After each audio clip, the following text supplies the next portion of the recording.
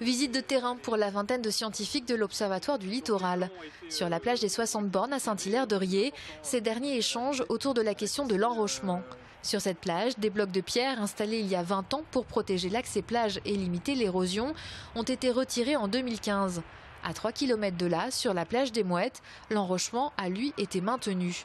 Deux pratiques différentes qui permettent aujourd'hui aux scientifiques un premier retour d'expérience. Les suivis sont en cours. Je pense que les chiffres parleront d'eux-mêmes, mais les érosions constatées à proximité des enrochements ne seront plus constatées sur la zone devenue naturelle. Les mouvements seront beaucoup plus atténués. Le fait d'enlever ces enrochements et de redonner à la dune une mobilité et un caractère naturel va lui permettre de mieux s'adapter aux conditions qui évoluent, aux conditions de tempête et aux conditions de changement climatique dont tout le monde a entendu parler. Cette expérimentation est la première menée sur les dunes domaniales.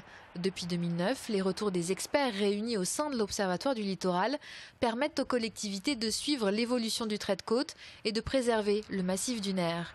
Des fils lisses pour éviter le piétinement ont ainsi été mis en place, ainsi que des panneaux informatifs. C'est une réalité mondiale. Il y a de l'érosion sur tous les secteurs. On a de la chance sur le Pays de Mont finalement à avoir une érosion assez limitée, parce qu'on a 19 km de dunes et sur ces 19 km, il y a à peu près 26% en érosion. Donc un petit tiers. Tout le reste est soit stable, soit en train d'avancer. Donc c'est plutôt pas mal, mais cette problématique, elle existe, elle est réelle et il faut essayer de se donner les moyens pour la traiter. La préservation du littoral est un axe prioritaire pour les communautés de communes qui doivent concilier à la fois l'afflux de visiteurs et la préservation de l'environnement. Depuis cette année, l'Observatoire du littoral s'est ouvert à des scientifiques du Grand Ouest et de la région Aquitaine pour multiplier les échanges de compétences.